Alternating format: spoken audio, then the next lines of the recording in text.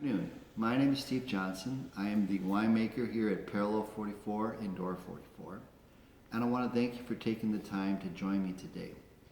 Now, what I want to do with our weekly video blog is to get you more engaged in telling me about your opinions and thoughts regarding wine.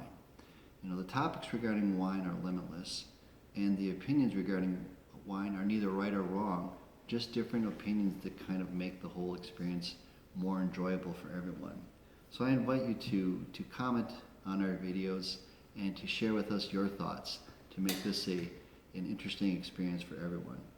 So today's topic is going to be about the state of wine for the consumer today. And in a nutshell, I think the state of wine is relatively boring. Now, the reason I say that is because I think wine should really be about enjoying the moment and really stopping and thinking about what you're experiencing and what it means to you. Therefore, it's different than other beverages, say coffee, beer, soda, hard liquor, where maybe the thought behind it is to sort of quench your thirst or to alter your state of mind for a bit. So with wine, with those big expectations, it's very important to have a wide selection of choice available to meet that goal. So when it comes to wine selection, where do I go? Just like you, I typically go to the grocery store in the liquor department. And I, like you, experience the same thing of a lot of different varietals. What appears to be, that is, if you walk down the aisle, you see Cabernet, Merlot, Chardonnay, you see some from Europe, a few from Australia, but the vast majority are from California. And the reality is that they're of relatively good quality, usually free of faults, and they're actually quite affordable. So then you would say, well, what's wrong with that, Steve? Well, what I think is when you know the scope of what's available to you, in theory, you will be disappointed and find the selection rather boring yourself. The reality is that there are over 8,700 wineries in the United States. And the truth of it is, though, only about 24 of those wineries are producing about 80% of what you see on the shelves of the stores. So a fraction of 1% is actually available to you when you make your choice for wine. Even if you just think about the boundaries outside this country, in Italy alone there are 200 different grape varieties that are being used to make wine that none of us have ever heard of. Wisconsin, right here, about 24 different varietals that can be used to make excellent wine, and I bet over 99% of you have never heard of these varietals or have never seen them in our wine stores.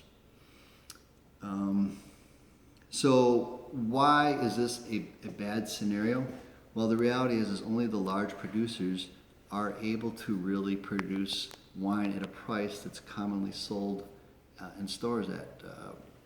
The smaller producer does not have the economies of scale of Gallo and Kendall Jackson and Mondavi. Therefore, you're going to have a very limited selection. And the other aspect that's really disappointing is the wine is beginning to taste very similar. Wine reviewers, even like Robert Parker, have noted that a lot of the Cabernets from California are starting to taste the same, no matter who the producer is. So you have limited selection and rather boring expressions. Now, true, those are well made, they're affordable. A Cabernet is tasting like a Cabernet, but you're not getting interesting nuances that can really make the experience more in-depth and rewarding as a consumer. So what I'd like to invite you to do next time you go to the store is, if you like Cabernet or Chardonnay, pick 3 different ones. For instance, if it's a Chardonnay, pick one from Gallo, another from Mondavi, another from Kendall Jackson, and do a blind tasting with a paper bag over each bottle, and have your partner try to do a little game where you try to figure out what wine is from what producer. And you may be surprised that it's very hard to tell the difference. So I invite you to do that. Send me your comments and suggestions regarding that experience and what other topics you'd like to talk about. Life is too short to not explore these different things. So until next time, cheers.